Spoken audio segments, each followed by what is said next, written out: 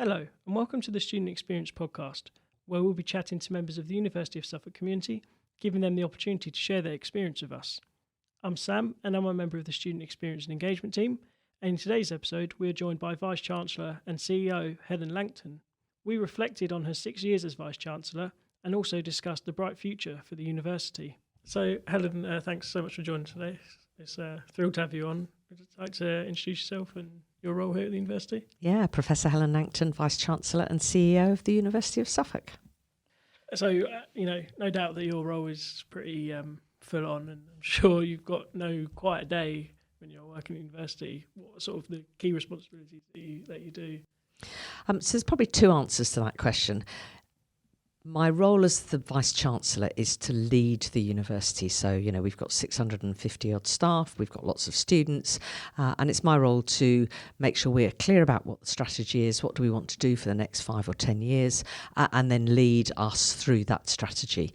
But clearly that leadership then means there's an awful lot of other people who are working with us and moving us all in the right direction. So at one level, it's a very strategic role.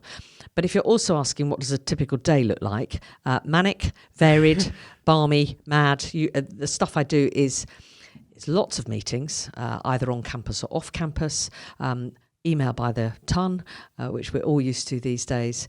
But I also like to walk the floor. I love people. I'm a nurse by background. I'm a people person. So passing our people, our staff, our students, spending time with people is really important part of my day. And then I do some bizarre things. I get quite a few students' parents who email me, often in an irate sort of way. And we don't deal with students' parents because we deal with students and they're adults. But there's that sort of stuff. Stuff comes in from members of the public and you're thinking, okay, that's slightly off the wall, but that's fine. So it's a very, very varied day. No 2 days are the same. I could be on campus. I could be out in Ipswich or Suffolk. I could be in London. I could be all over the place. Yeah, no, that sounds like you got a whole lot going on. And you spoke a little bit about your nursing background, but could you tell us a bit more about your journey to becoming Vice-Chancellor? Yeah, so I don't think anybody ever sets out at 18 to go, well, I think I'll be a Vice-Chancellor when I'm older. And I certainly didn't. I wanted to be a nurse. I always wanted to be a nurse. My mum will tell you I played with my dolls and made them all better when I was a little girl. And I went into nursing and I did my general nursing and then my children's nursing. It was slightly different than it is now. And I thought I was going to be a nurse and or a mum for the rest of my career. I have 4 children. And I then went into nurse teaching, predominantly because my husband and we had our first child. He was a junior doctor. I was doing, I was a ward manager. You can't both work nights and weekends and shifts, etc. when you've got children. So one of us had to become sensible. So I went into teaching because it was roughly 9 to 5, Monday to Friday, and loved teaching as much as I loved nursing. I was still working with people. Loved my teaching career. So part 1, my clinical nursing career. Part 2, my teaching career. And having been a ward sister and quite a young ward sister, I quite enjoyed the leadership and working with people from a management perspective. So I started to apply for jobs in higher education. At the beginning, it wasn't in higher education because it was a school of nursing. Nursing wasn't in universities at the time. But came a head of school, an associate dean, a pro-vice-chancellor, a deputy vice-chancellor and a vice-chancellor. And it wasn't until I became a dean. I thought when I became a dean, I'd got it. That was it. Wasn't going to do anything else. And after a few years, I looked at my boss, Pro-Vice-Chancellor, and thought, actually, his job's easier than mine. Okay. I could do that job. What am I stopping for? And the rest is history. And it's been amazing. That's brilliant. Yeah, sounds amazing. So was there anything in particular that this university you were drawn to? 2 very distinct things. I've always worked in universities where the main thrust has been transforming people's lives and playing to the needs of the local and regional community. And we know that Ipswich and Suffolk still has a lot of deprivation, some real skills gaps, and people who don't recognise what an aspiration can be and how they can be helped to achieve their aspirations. So I love seeing our students here and our staff, because none of us, we're all learning. I'm not the same as I was 6.5 years ago when I came here. You learn. So for me, working in a university that has transforming lives at the heart of what it does is critical. Suffolk has that in spades, and it was new and it was young, and the opportunity to grow the learning and teaching, the research, the business engagement, the network. And we've grown everything in the last 6.5 years. That's a really unusual experience for a Vice-Chancellor. Fun, fab, challenging. Yeah. And then the other thing, my mum and dad brought me to Suffolk when I was 2 for a holiday. And then they bought a property 30 miles north of Ipswich. And I spent every holiday in Suffolk as a child, and my children have spent every holiday in Suffolk as a child. And I've moved around the UK a lot. Suffolk has been a constant in my life, probably more than anywhere else. So getting the job here felt like coming home. Wow. And it's been wonderful to live in Suffolk. Oh, that's actually really sweet, the way you put that. So, you mentioned that you've been here for a little over 6 years. What would you say are some of your highlights from your time here at the university? So many. And our journey over the last 6.5 years has exceeded my wildest expectations. I knew what I wanted to do, and I wanted us to continue to grow up as a university. But we are unrecognisable from where we were 6 years ago. So it's the obvious stuff. It's the league tables, amazing, just amazing. It's the research excellence framework submission. It's the teaching excellence silver. It's the sustainable awards. It's the careers and employability awards. It's the businesses we work with. It's everything. But I think underpinning all that is the people, because you can't do any of it without the people. So watching us, because when you talk about the university, what do you mean? It's not the buildings, it's the people, the students and the staff. We have changed enormously. We should be beyond proud of what we've achieved, and we will carry on to do amazing things. So for me, I'm most proud of what the people have achieved. And yes, all the accolades are brilliant, but we don't get that without the people. Absolutely, yeah. I think that's a theme that we often get, and we've had on the podcast. It's really about the people and the staff, and they really enjoy their role, and they love the challenge and the opportunities that they get. Yeah. So in terms of the university, there's always projects and campaigns going on. Is there any ones that you're particularly excited about? So I'm excited to see us continue to develop all the oral health work. We've got the dental CIC. That was a massive project and a risky project, but has come good, and I'm dead proud of it. There's more to do. Far more to do, and we're now looking at a collaboration with other universities, which we will lead, to bring a dental school to the east of England, of which Suffolk will absolutely lead and play its part. But it's not just the dental school, it is about the oral health of the population. So yes, we want to train dentists, but we also want to continue to train therapists, hygienists, technicians, etc. So that is a growing project, and over the next 5 to 10 years that will continue to grow and put us on the map in a way that probably nothing else does. I'm really also excited about the Student Hub project. We desperately need better facilities for our students. Indoor sports facilities. I'm really pleased with the Inspire facilities for the outdoor stuff, but we need indoor stuff. And we need more for the students in terms of their space, the SU space, social space, nightclub, bar, something that feels more like a university space, including university food probably run by us or run by the Students' Union, not run by catering outlets, although they do a good job. So those two projects are certainly next and important. But then we're also looking, Long Street, which is one of our buildings opposite the Arts Building, over the next year you'll see the inside of that being transformed. We did the outside 2 or 3 years ago. Esports is going to go in there as a new initiative. That'll be fun too. So lots of projects coming. The place up at Great Yarmouth, to have a university centre up in Great Yarmouth, is going to be, I hope, game-changing for Great Yarmouth and for the university. That should be open next spring, as long as they don't find any more asbestos. So, we've got so many projects ongoing, and they're all exciting and they're all important. Yeah, absolutely. I'm so excited about the esports. I've been non-stop talking about it, honestly. So, of course, you did sort of speak about how, the university has been doing the league tables. We recently rose 22 places in the Complete University Guide league tables. So what do you think might be the biggest contributing factors to that? I think it's a number of things. I think, first of all, it's about consistency. Everything we've been doing, there's no point in doing something well for a month or a year. You've got to be consistent, and we are consistently growing our student experience, growing our research, and doing it in a way that over time the data, because these are all data driven, these tables, shows a growth trajectory in the right direction. So that's the first thing. But if you narrow it down, I think our focus on careers and employability for students, we know that it's good, we do really well, students appreciate it, employers appreciate it, parents appreciate it because they really want, quite understandably, their children to get a good job when they leave uni. So I think careers and employability and the focus we've done on that has made a big difference. I think the focus we've had on learning, teaching and assessment, and if you look at the NSS scores that have just come out in the last 2 or 3 weeks, stunning. Absolutely stunning. I'm really hoping we will go up again in the Guardian League table this autumn, but they keep changing the goalposts, so we'll see. But the focus on learning and teaching, the quality of learning and teaching, and the focus on assessment, and we do really well with assessment compared to much of the rest of the country.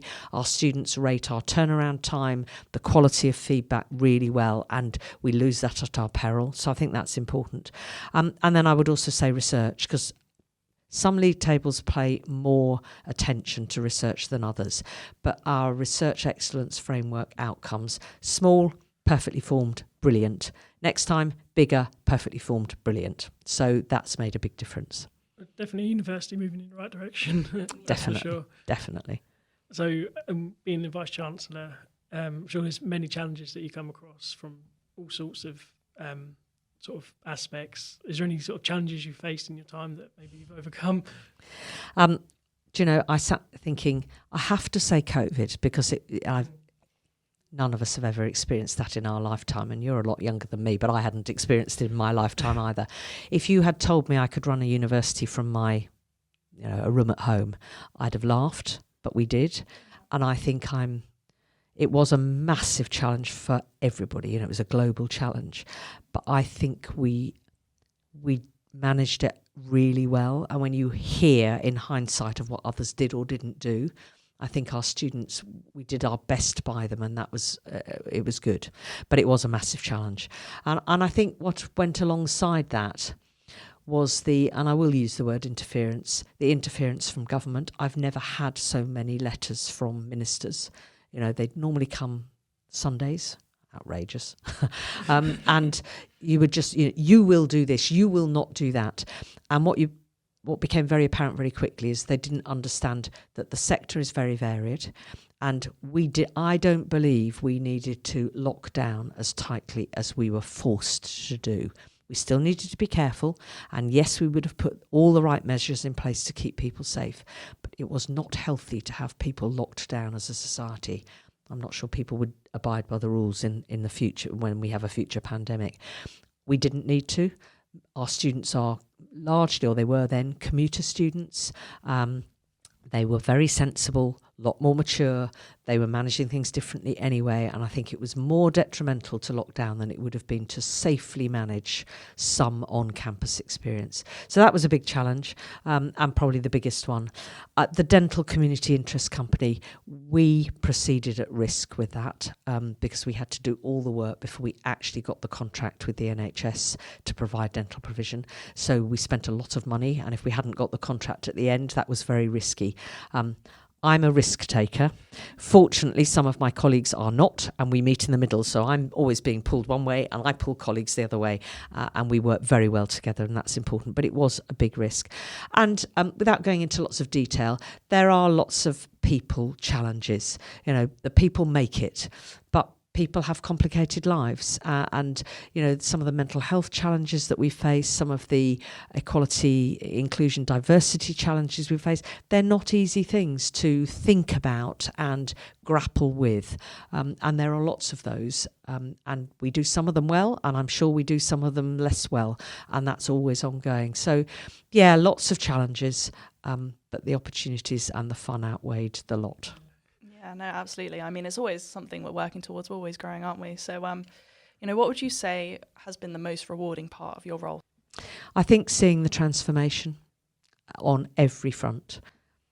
Don't think I realised what really what the job was when I came here, because you don't, you've had a bit of insight, but you've visited once or twice. I actually came incognito to an open day when I was in the application process and pretended to be a mum who'd lost her child for the day. So I sat in on tours, etc.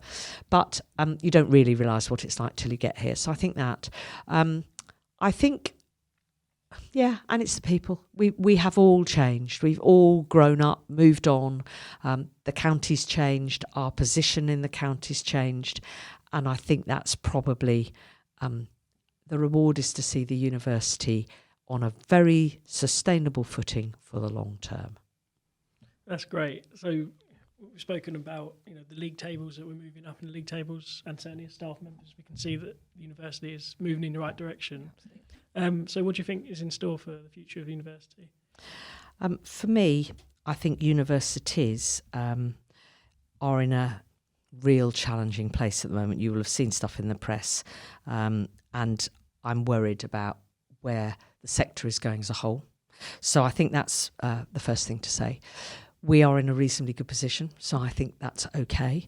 But financial sustainability, given that the financial model doesn't work for home undergraduate students, I'm not in favour of students paying a lot more individually. But it doesn't work, and my income is going down and down and down, and my costs are going up and up and up. So we have a massive financial challenge for the sector as a whole. The whole attitude towards international students is unhelpful. We don't have lots of them here, and it's a growth area for us. So we're not reliant on the income from international students, and I wouldn't ever want to be hugely reliant either, and none of us would. And actually they bring such a richness to our country, to our economy, to our students, to our courses. So I think that's a big challenge, and I don't want to see that cut off. We have a lot of partners, and there is a challenge around making sure that the quality assurance of the work that's done by partners is absolutely superb.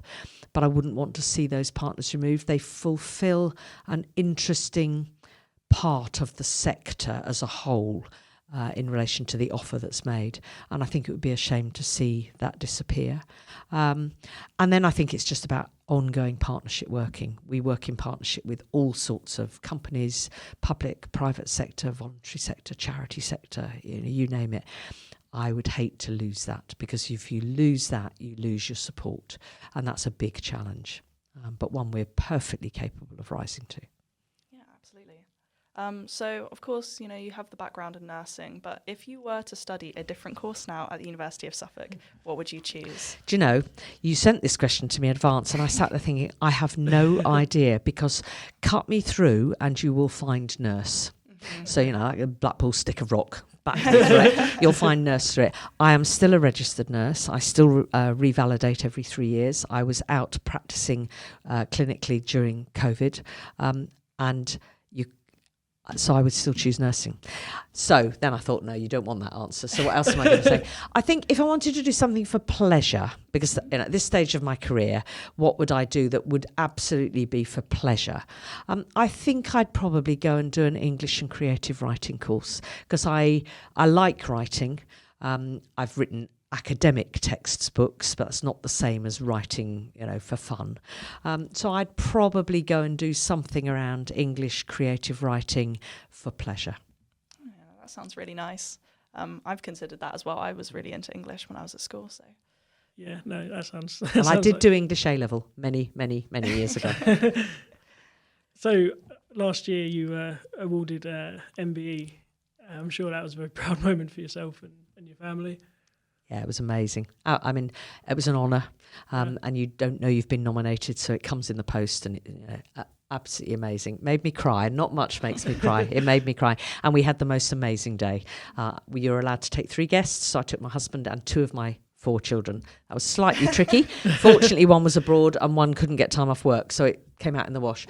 And we made a whole day of it. So we spent 3 or 4 hours at the palace. The artwork is astonishing. Princess Anne was delightful, and I've met her several times actually, so it was really nice to see her again. The gong is lovely, and it's in my safe at home. And then we went for a lovely meal, and then we went to Cirque du Soleil in the evening at the Royal Albert Hall. Very so nice. We made a day of it, and very proud. And my mum was really proud. Really proud. That sounds absolutely amazing. I can't even imagine. Yeah, awesome. So Of course, that is probably something that a lot of people know about you, but do you think you could tell us one thing that people may not know about you? So I've got two. I'm left-handed. Not many people know that. So is my husband, and so are most of my children. And I'm absolutely useless at sports. And I don't enjoy them either. Oh, fair enough. I enjoy watching some of them, but not playing. Big Ipswich Town fan then. Of course. My husband grew up near here, and he spent all his childhood supporting Ipswich Town. So I do go and watch the town. Yeah, I do go and watch certainly the a good town. time. Yeah. So if you were to look back now as when you first started as Vice-Chancellor, is sort of there anything now that you'd say to yourself, having had the experiences that you've had? What would I say to myself? I'd say it's going to be more fun than you realise, because you take it really seriously when you first arrive. I've had fun. And I think I'd also say, I said this last night at my farewell speech, and I'll say it to you. You read a lot, particularly in books about leadership. Leadership is a lonely place, lonely being a Vice-Chancellor. Load of rubbish. And I wish I'd known that 6 years ago. Leadership is only as lonely as you want to make it. And when I looked around yesterday at my leaving do, lots of my senior team were there, and some others from the university, and then lots and lots of people from Ipswich, Suffolk and beyond. And we're all in it together. Lots of leaders, whether it's the Suffolk Chamber or one of the theatres or the County Council or the Borough Council or the town football club, it doesn't matter. Actually, we're all playing our part to make Ipswich, Suffolk and the UK great, and to support people as they change. And leadership is not lonely, would be my message to myself 6.5 years ago. That's a great quote. Put that on a t-shirt. Yeah. So I suppose in the same vein of giving advice, of course we have the new Vice-Chancellor Jenny Hyam starting soon. What advice would you give to her starting her new role? So I've already given her lots of advice, so she might imagine. I've given her loads of advice. But be yourself. Do not try and be me, because you're not. So be yourself, be different, enjoy and have fun, because the University of Suffolk is a very special place and you will enjoy it enormously. Make the most of it. That's great. So as we know, the university campus has got some really nice areas around it. Have you got like a favourite spot that you like to go to on campus? No, because I go around all of it and I don't often dwell in most of it. I must have one of the nicest views out of any Vice-Chancellor's office in the whole of the UK or even the world. So I love my view out of my office, and it reminds the people who know Ipswich well of how fantastic it is, and people who've never been here before are just blown away. So that's one. I do like some of the stuff that our sustainability team have done around, the bee gardens, and some of the way in which we've tried to green the campus. And I'm really impressed with the garden, the vegetable garden, and all the stuff that's been grown in that area too. So somewhere that feels tranquil. If I ever had time to stop, those would be the places I would go and just chill for a few minutes. Oh, that sounds lovely. So, of course, we watched your video speaking to Jenny about her starting as Vice-Chancellor. So, and I know that you asked her sort of what she likes to do in her spare time. So we thought we would find out a bit more about what you like to do in your spare time. So I don't have much spare time, but I'll tell you what I'm planning to do in my spare time. So many moons ago, I did loads of music. My husband and I have always done music. Music's a part of our life, and he's in a band and all the rest of it. But 4 children and a Vice-Chancellor's job and other jobs en route, you don't do much. So I am committing to going back and joining a choir. Probably a classical choir. I like the older music rather than, I don't want to be in a rock choir. To dusting my piano and opening it up and reacquainting myself with my piano. I used to play the violin and the guitar as well, but I probably won't. There's only so much you can do. And singing was, I did my grade 8 singing, and so singing, piano. We have decided after a trial weekend to invest in a motorhome and do some travelling. We get the motorhome tomorrow. So we're going to go and do a bit of, I love the UK. It is a beautiful place to live, and there's lots of it we still haven't seen. So we'll do some UK travel. We'll probably go over to Europe, etc. So some travel. I have 2 grandchildren. And I want to spend time with my grandchildren and my children, and one of them lives in Mexico with one of our grandsons. So going abroad, and I have lots of family in Australia, New Zealand, etc. So yeah, family, really important. That sounds absolutely amazing. You're going to keep yourself busy. I'm going to keep myself, and 10,000 steps a day, which I try and do every day. And in lockdown, I got into gardening. I've never been interested in gardening, but I had to find something to do to stop myself from going stir crazy after 12 hours on Zoom all day, every day. And I'm now very fond of my garden. Oh, that's lovely. Yeah, I was one of those people who got into banana bread. I was very into banana bread. Yes. that sounds really exciting. So we're in July now, so it won't be long until the new students start in September. Have you got any advice for students starting here? Yes. Absolutely embrace the whole experience. So I know you've come for a course, and that's clearly critical, and I hope you've chosen the right one, because if you have, you'll have a good time. But actually, it's not just about the course. So make the most of the course, learn hard and well, and commit to doing the reading you need to do and getting the most out of it. But do all the other stuff too. And I know some of our students are more mature and they've got families and jobs, and it's hard work.